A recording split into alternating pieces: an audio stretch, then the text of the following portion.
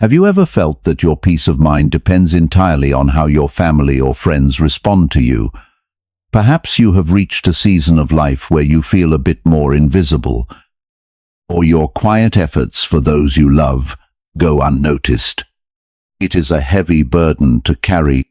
Many of us spend our days overthinking a cold remark, letting the moods of others dictate our happiness. Marcus Aurelius once reminded himself of a vital truth. He wrote that you have power over your mind, not outside events. Realizing this is where you find true strength. Consider a short illustration of a person who feels hurt when a friend forgets to call. A Stoic perspective shows that their worth was never in the phone call, but in their own character. This video explores the sovereign mindset protocol to help you reclaim your calm. Please stay with us for this journey toward a more stable heart. To begin, please type, "I control my response." The first pillar of the sovereign mindset protocol involves understanding what we call the boundary of affection. This is based on the Stoic principle of the dichotomy of control. At its heart, this principle teaches us to distinguish between our own capacity to love and the response we receive from others. The Stoics believed that our internal emotions, or intention, and our kindness are entirely within our power. However, how another person perceives that kindness, or whether they choose to return it, lies completely outside of our circle of influence. To find peace, one must learn that love is a gift we give, not a debt we are owed. This principle is particularly difficult to apply in our modern lives. Many of us have spent decades building families, nurturing marriages, or supporting friends. After years of emotional and physical sacrifice, it is only natural to feel that we have earned a certain level of gratitude. We often create an unspoken contract in our minds. We think that because we were there for them during their difficult times, they must be there for us now. When a child becomes distant, or a spouse seems indifferent, or a friend of 30 years stops calling, it feels like more than just a disappointment. It feels like a personal failure. We begin to wonder what we did wrong, or why our presence is no longer valued. This sense of being unappreciated creates a heavy emotional weight that can lead to bitterness and deep sadness. Consider a fictional illustration to help us visualize this struggle. Imagine a woman named Martha. Martha spent her entire life prioritizing her children and her community. Now that she is in her 60s, she finds that her adult son rarely calls. When he does, he seems distracted and eager to hang up. Martha feels a sting of betrayal every time she looks at her phone. She remembers the sleepless nights and the years of support she provided. She feels that his silence is a judgment on her worth as a mother. Martha is suffering because her peace of mind is currently held hostage by her son's behavior. She is looking for her reflection in a mirror that someone else is holding, and that mirror is cloudy. The Stoics offered a very different way to view this situation. They taught that we are responsible for being a good parent, a loyal friend, or a kind neighbor.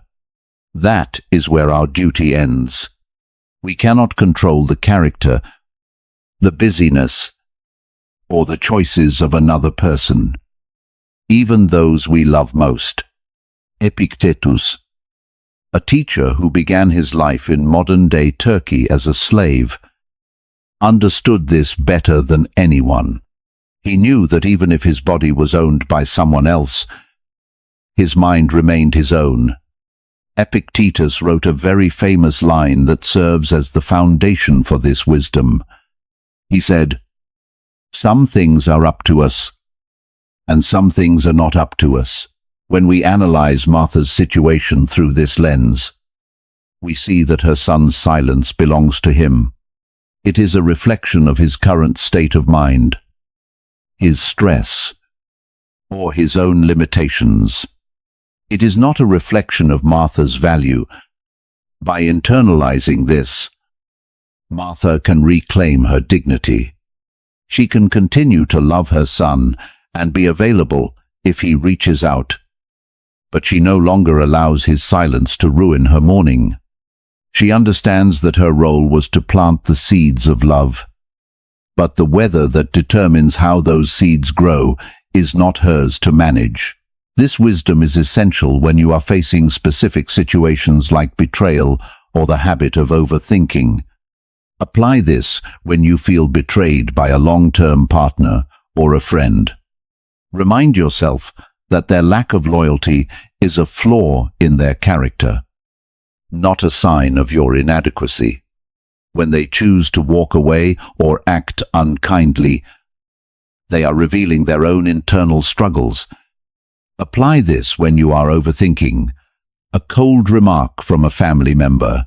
Instead of replaying the conversation 100 times, recognize that their words are external events. They are like the wind blowing against a stone wall. The wind may howl, but the wall remains standing because it does not need the wind's permission to exist. To begin practicing this mindset, we can use a simple exercise called the 3-minute release. This is step number 1 in reclaiming your emotional sovereignty. Find a quiet place where you can sit comfortably for 3 minutes. You may wish to have a cup of tea or simply sit by a window. Close your eyes and take a slow, deep breath. Visualize the person whose behavior is causing you pain or anxiety. See them clearly in your mind. Recognize the love and the effort you have given them. Honor that part of yourself. It is a beautiful thing to be a person who cares deeply. Now, mentally state the following sentence to yourself. I give you my love, but I surrender my control over your choices. Imagine a soft, clear boundary forming between your heart and their actions.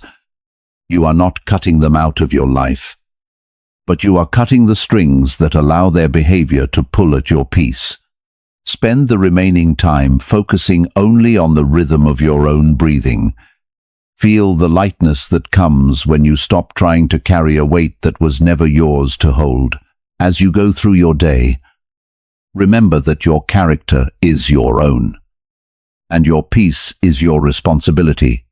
Do not let the cloudiness of someone else's life dim the light in yours. If you are ready to start setting this boundary, I invite you to join our community in the comments.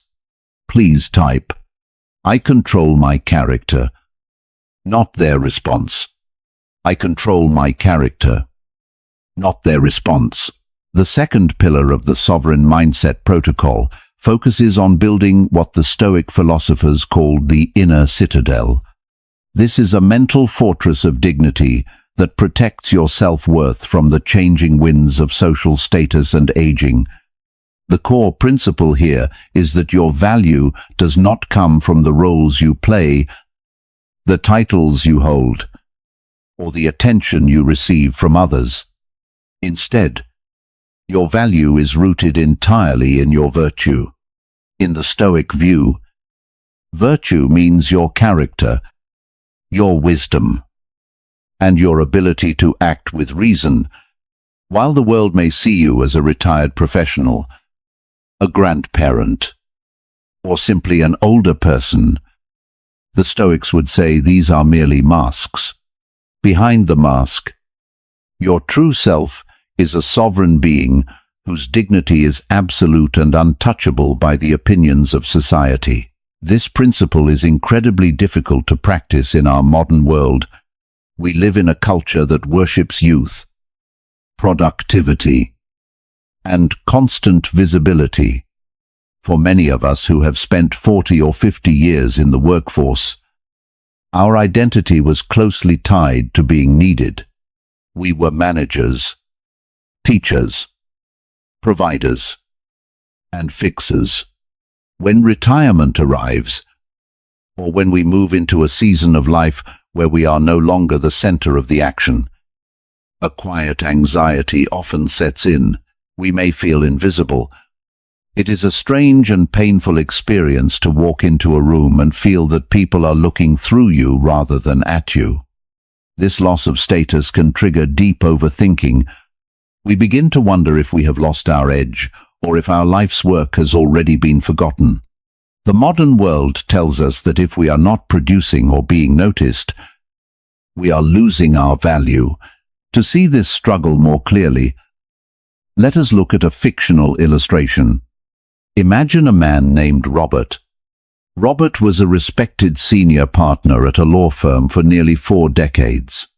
Everyone at the office sought his advice. He felt powerful and essential. Now, Robert is 70 years old and retired. He attends a local community meeting to discuss a new park.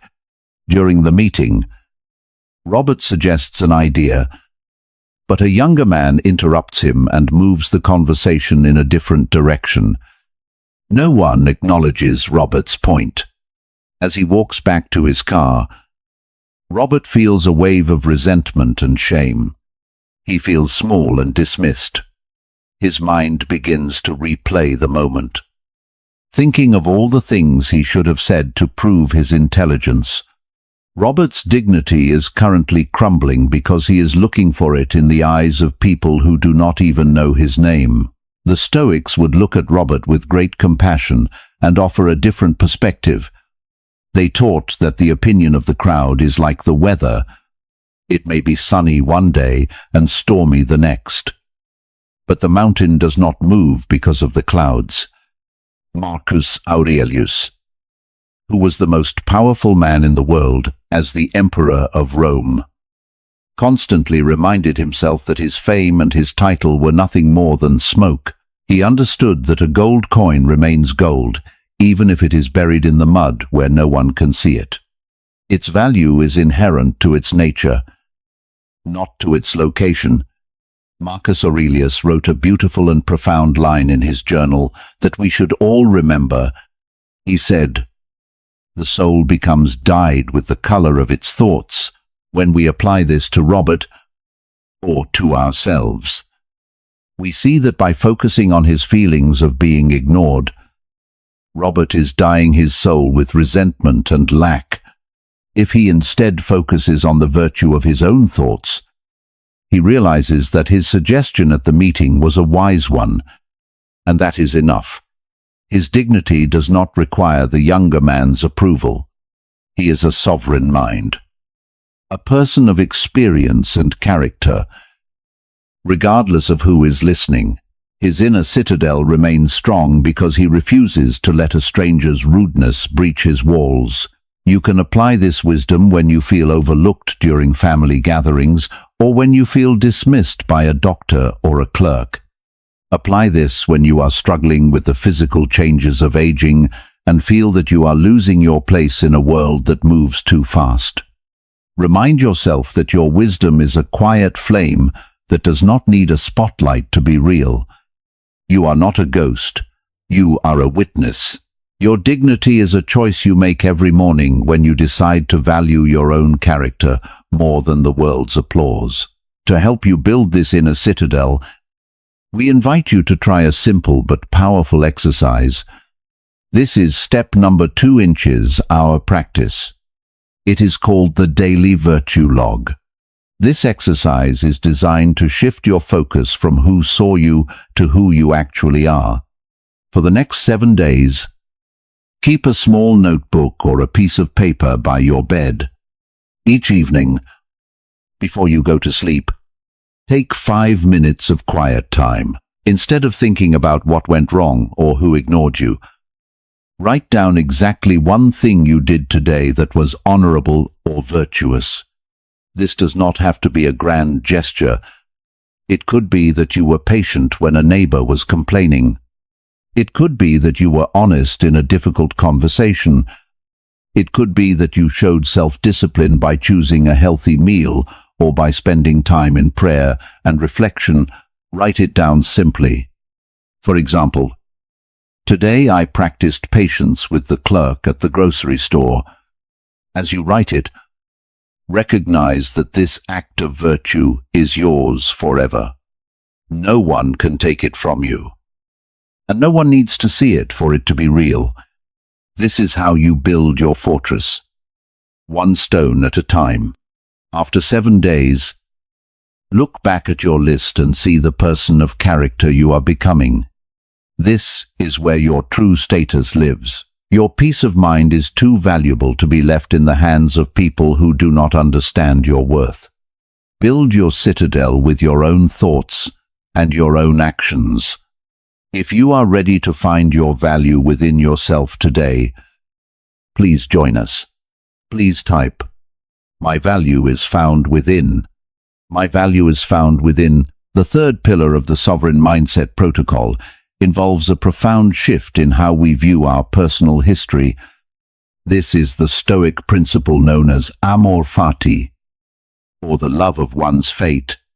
It is the practice of not only accepting what has happened in our lives, but embracing it as the necessary foundation for who we are in this very moment. The Stoics believed that the past is entirely outside of our control. It belongs to a different realm, a book that has already been written and sealed. To fight against the past, to wish it were different, or to drown in regret, is to waste the only thing we truly possess, which is our present energy.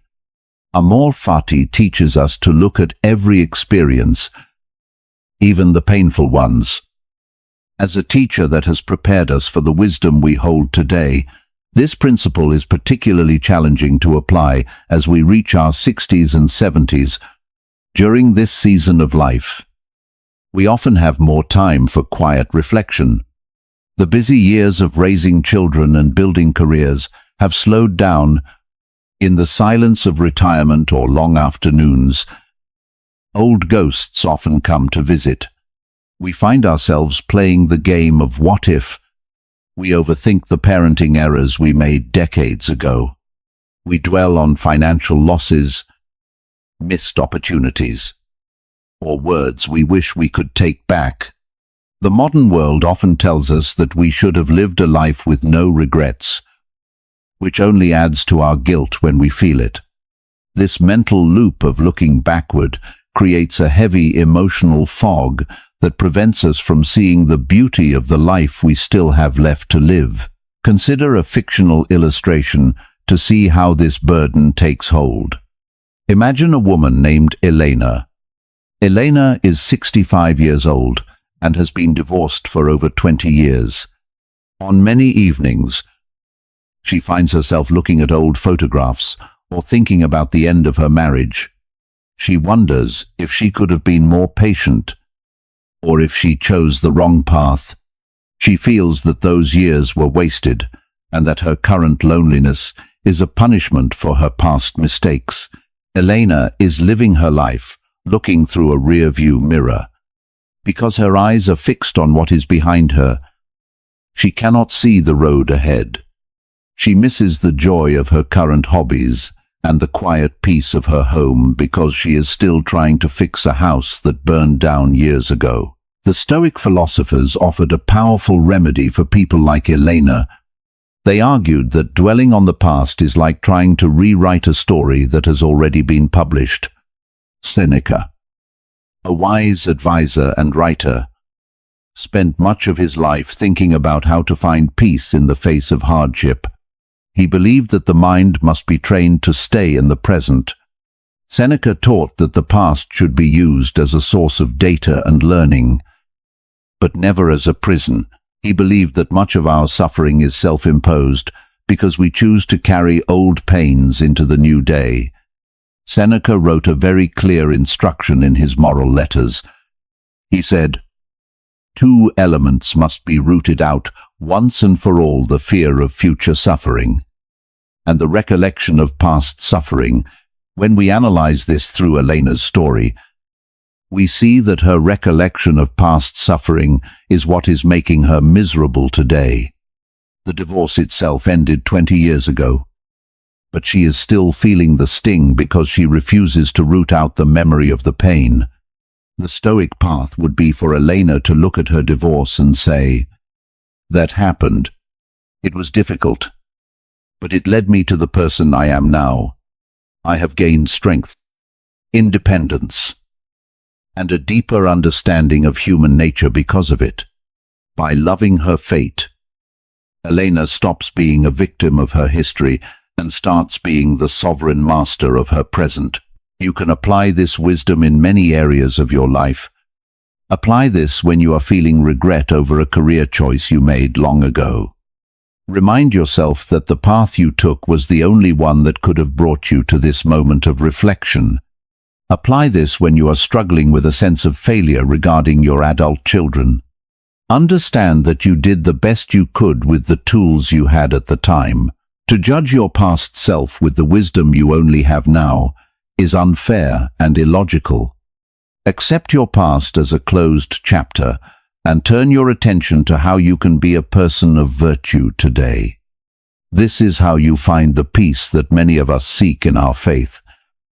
By trusting that the journey has a purpose, even the parts that were difficult, to help you heal from the past.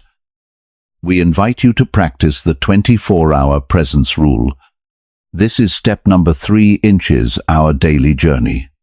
This exercise is designed to break the habit of looking backward and to anchor you in the life you are living right now. For the next 24 hours, commit to watching your thoughts closely every single time a regret surfaces or you find yourself thinking "what if" about the past. Stop. Do not judge yourself for having the thought. Simply notice it. Immediately look around your current environment. Name one specific thing you are grateful for in this very moment. It should be something simple and real. For example, the sun on this chair, the taste of this tea, the sound of the birds outside, the fact that I can breathe and think. By doing this, you are telling your mind that the present moment is more important than the past shadow. You are choosing to invest your energy in reality rather than in a memory. Practice this every time a regret arises, no matter how many times it happens. Over the course of the day, you will feel the heavy weight of the past begin to lift. You will realize that you are not your mistakes. You are the person who is choosing to be wise and present right now. Your life is happening in this moment, not 20 years ago. Honor your past by living well today. If you are ready to let go of old shadows and embrace your life as it is, we would love to hear from you. Please type, "I am at peace with what was." I am at peace with what was. The fourth pillar of the Sovereign Mindset Protocol involves applying these ancient truths to the specific, painful moments that often occupy our thoughts. We call this targeted Stoic application. It is one thing to understand a principle in a book, but it is another thing entirely to use it when your heart is heavy. There are two situations that many of us face in our mature years. These are the sting of betrayal and the exhausting cycle of overthinking. In both cases, our peace is stolen because we allow external shadows to dictate our internal light. Let us first speak about the experience of betrayal. This is a unique pain that many in our community have shared. Whether it is a partner who was unfaithful, a friend who spoke behind your back, or a family member who abandoned you in a time of need, betrayal feels like a personal verdict. It tells you that you were not worth the truth. It tells you that your loyalty was wasted. In the modern world, especially as we get older, betrayal can feel even more devastating because we feel we have less time to start over. We feel that our history has been tarnished. We overthink the signs we missed and the years we gave. We often think that if we were better, or smarter, or more deserving, This would not have happened to us. Consider a fictional illustration to help us process this. Imagine a man named Thomas. Thomas is 72 years old. He recently discovered that a close business partner and friend of 30 years had been dishonest about their shared finances. Thomas feels a deep sense of shame. He feels foolish for trusting this person. He spends his mornings sitting in his garden, but he does not see the flowers. He only sees the moments of the past 30 years that now feel like a lie. Thomas is letting the lack of character in his friend destroy his own capacity for joy. The Stoic philosophers would offer Thomas a very clear and steady perspective. They taught that when someone betrays you, they are revealing the state of their own soul. They are not revealing anything about your worth. To a Stoic, the person who does wrong is the one who suffers the most. They have lost the most valuable thing a human can possess, which is their integrity. You have only lost money, or a false friend, or a comfortable illusion. You have kept your character. Marcus Aurelius, who faced many betrayals as a leader, wrote a powerful instruction for moments like this. He said, "The best revenge is to be unlike him who performed the injury."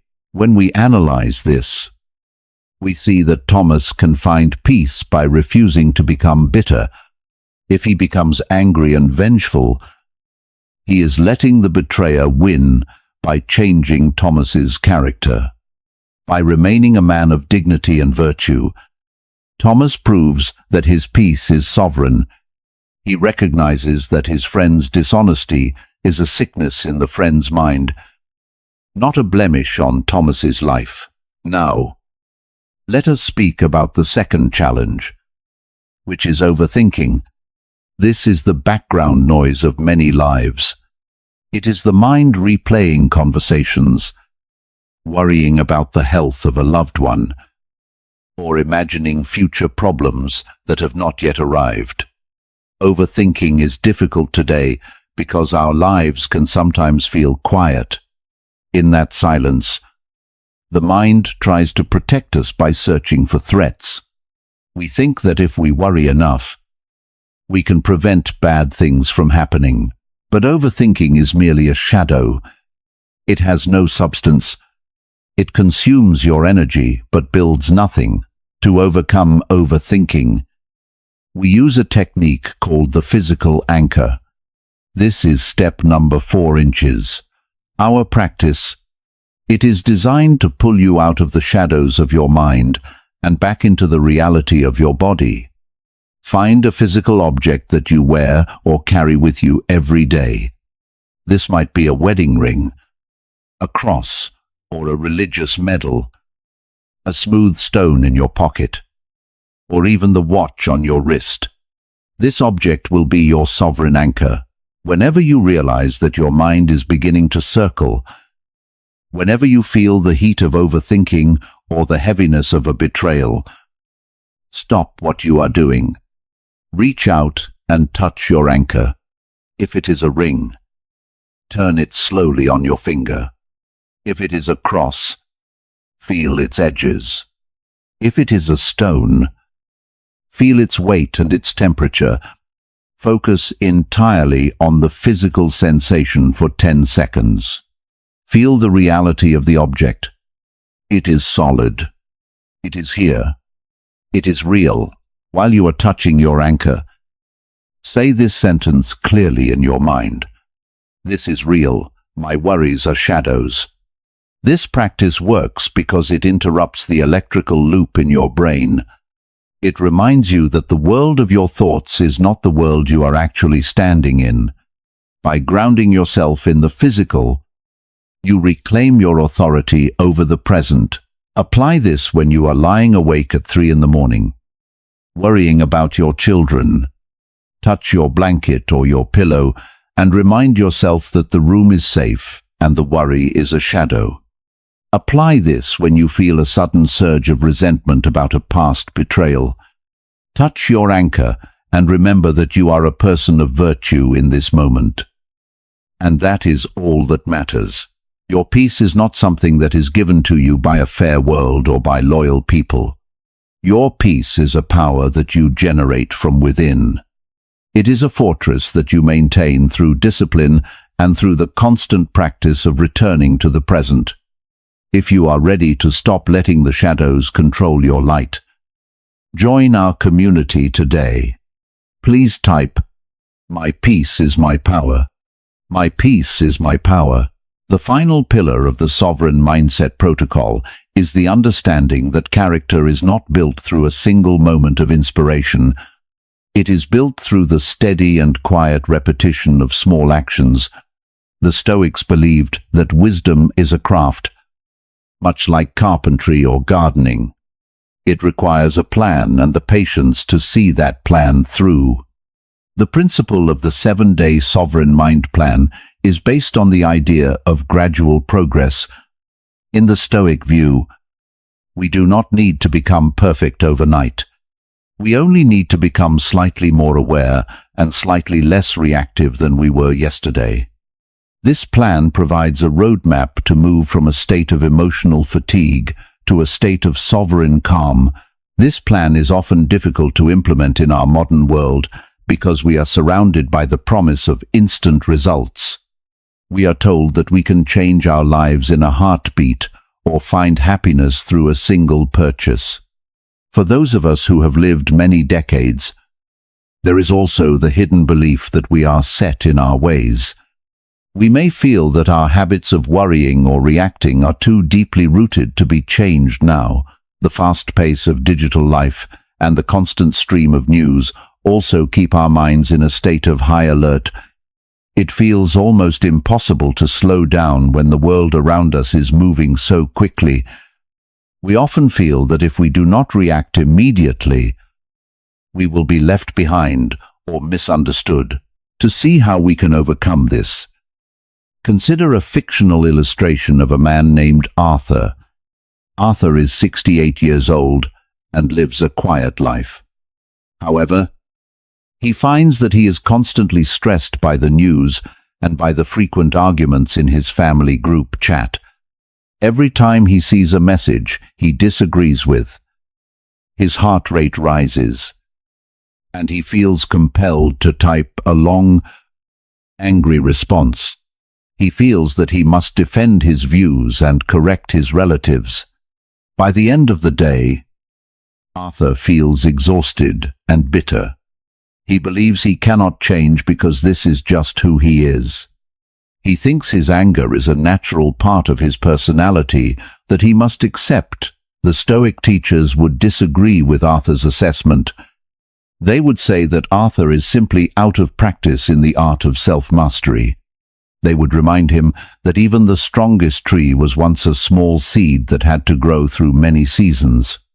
Epictetus, the Stoic teacher who focused deeply on the training of the mind, used a beautiful metaphor for this. He said, "No great thing is created suddenly, any more than a bunch of grapes or a fig. If you tell me that you desire a fig, I answer you that there must be time. Let it first blossom, then bear fruit, then ripen." When we apply this to Arthur's life, we see that he does not need to stop being a passionate person. He simply needs to give his wisdom time to ripen. By following a structured plan, Arthur can slowly retrain his mind to observe his anger rather than being consumed by it. He can learn that the group chat is an external event that does not have the power to ruin his evening unless he permits it. The 7-day Sovereign Mind Plan is designed to help Arthur and all of us move through this ripening process. You can apply this plan whenever you are going through a period of high stress or when you feel that you have lost your center. Apply this when you are facing a difficult holiday season with family members who trigger your anxiety. Apply this when you are recovering from a health setback and find yourself falling into a cycle of despair. The plan is not meant to be a burden. It is a gift of structure for your mind to begin your journey back to yourself. We invite you to follow these specific steps for the next week. This is the 7-day Sovereign Mind Plan. Step number 1. During day 1 and day 2, your only task is to practice the 3-second filter. Whenever you receive a piece of news, a criticism, or a message that upsets you, wait for exactly 3 seconds before you speak or act. In those 3 seconds, do nothing but breathe. This small gap is where your freedom lives. It is the moment you choose to be a sovereign mind rather than a reactive mirror. Step number 2. During day 3 and day 4, you will create a circle of control list. Take a piece of paper and draw a circle. Inside the circle, write down 3 things you are currently worried about that you can actually change through your own actions. Outside the circle, write down 3 things that are beyond your power, such as the opinions of others or events from the past. Whenever you feel anxious during these 2 days, look at your list. Remind yourself to invest all your energy inside the circle and to let go of everything outside of it. Step number 3. During day 5 and day 6, you will practice voluntary silence. For 1 hour each day, choose to be completely quiet. Do not check your phone. Do not watch television. And do not engage in conversation. Simply sit with yourself. You may garden, walk, or watch the birds. This practice helps you rebuild your inner citadel. It teaches you that you are enough, even when the world is not calling for your attention. Step number 4. On day 7, you will perform the review. Take 10 minutes in the evening to look back on your week. Ask yourself which moment felt the most peaceful. Was it the 3 seconds of breathing? Was it the hour of silence? Recognize that this peace was created by you, not by your circumstances. This is the proof that you are the master of your own mind. This 7-day journey is a way to prove to yourself that growth is always possible, no matter your age or your history. You are not a finished product. You are a living, breathing work of wisdom. By taking these small steps, you are reclaiming the dignity and the calm that have always belonged to you. If you are ready to begin this week of practice with us, please share your commitment. Please type, "I am a work in progress." I am a work in progress. The 7th and final element of the Sovereign Mindset Protocol is the establishment of a daily rhythm. This is the practice of morning preparation and evening review. The Stoic philosophers understood that the mind is like a garden. If it is left untended, weeds of anxiety and resentment will naturally grow. To maintain our inner fortress, we must have a ritual that bookends our day. The principle here is simple. We prepare our minds before the world can influence us in the morning, and we examine our minds before sleep claims us at night.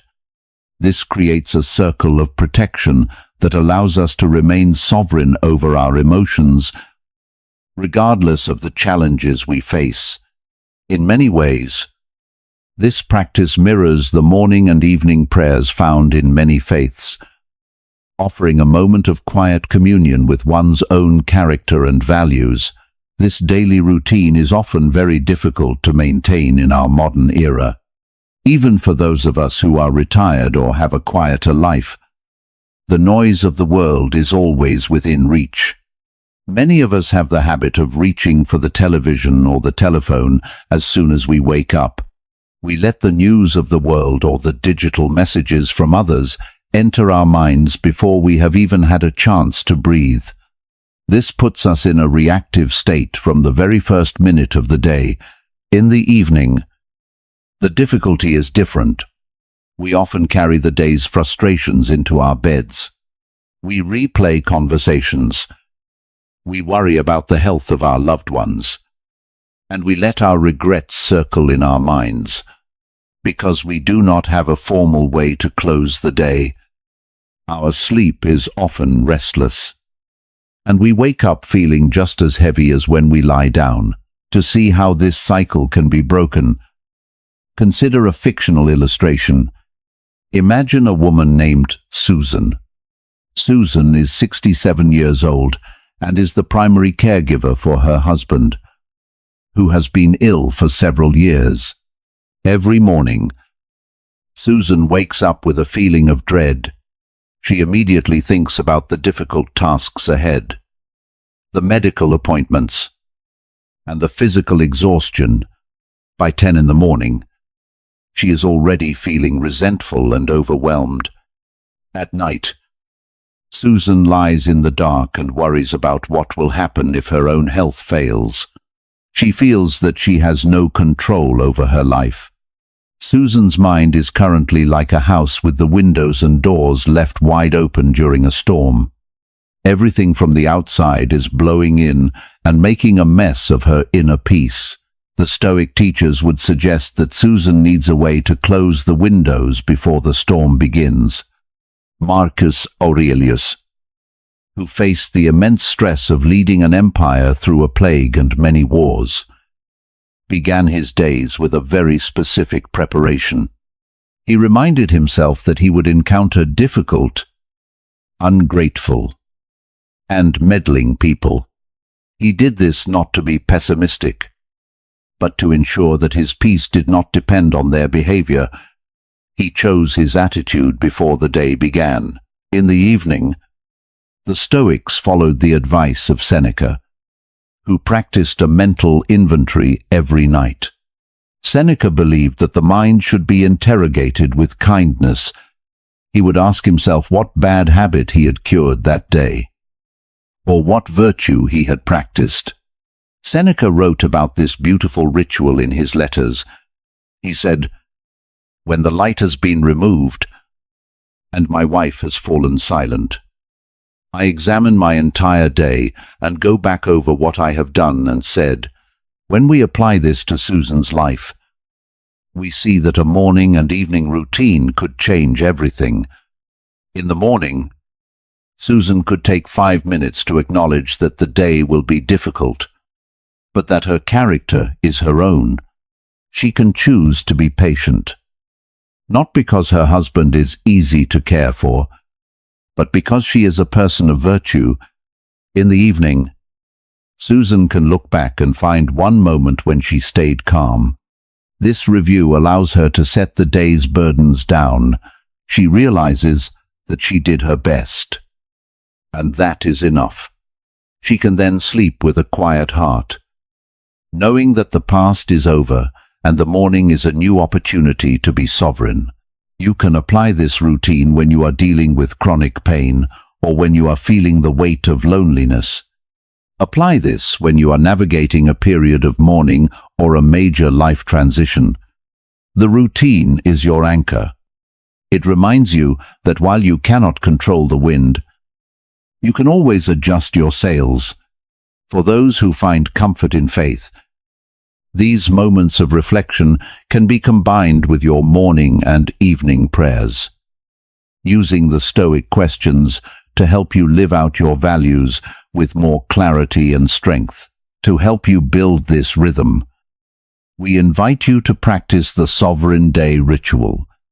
This is step number 5 inches, our journey back to ourselves. Step number 1 is the morning preparation. It should take only 5 minutes.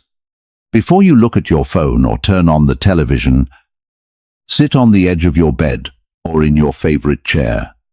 Take 3 slow breaths.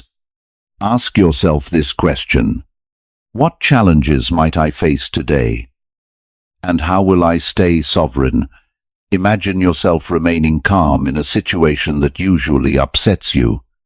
Perhaps you see yourself responding with patience to a difficult family member. Set your intention to protect your peace above all else. This is how you put on your emotional armor for the day. Step number 2 is the evening review. It should take about 10 minutes before you go to sleep. When the day is finished, sit quietly and look back over the hours that have passed. Ask yourself 2 simple questions. Where did I hand over my peace today? Then ask, how can I reclaim it tomorrow? Do not judge yourself for your mistakes. Simply observe them as a teacher would. If you were impatient, acknowledge it and decide how you will handle it differently next time. If you were virtuous, give yourself credit for that strength. By doing this, you are closing the book on the day. You are telling your mind that the work is done. You can now rest because you have processed your experiences and prepared for your future. This daily rhythm is the heartbeat of a sovereign life. It ensures that you are the one in charge of your inner world, rather than the events of the day. It provides dignity to your morning and grace to your night. If you are ready to begin this daily practice and reclaim your peace, please join our community in the comments. Please type, I am the master of my own mind. I am the master of my own mind. Think back to the dinner table we spoke of at the start of our journey. The feeling of being invisible or misunderstood does not have to be your reality. You now have the sovereign mindset protocol to guide you home to yourself. Letting go of the need for approval is not an act of giving up. It is an act of standing up for your own soul.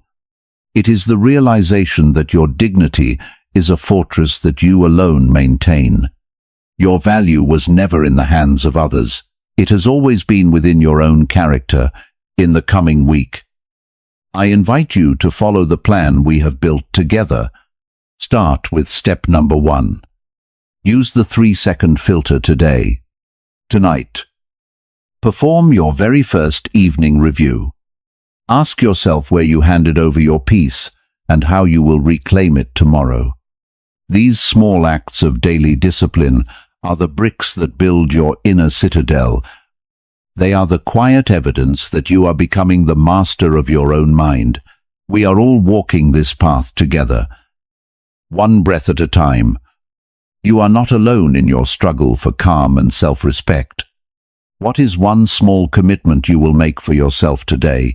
Please share it with us in the comments. Perhaps you will commit to 5 minutes of morning reflection, or to letting go of one old regret from your past.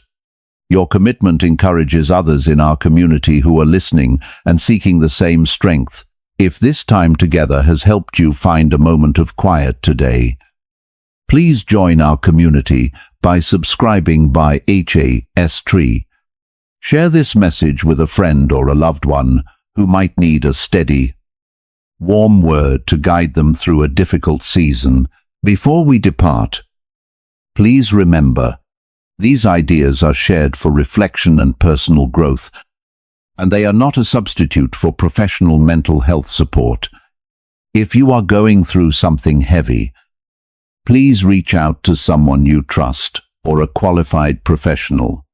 We respect all paths of faith and hope. These Stoic principles serve as a bridge to your inner peace. Finally, please type this one last affirmation to seal your practice for the day. My peace is my own. My peace is my own. Be steady and be well.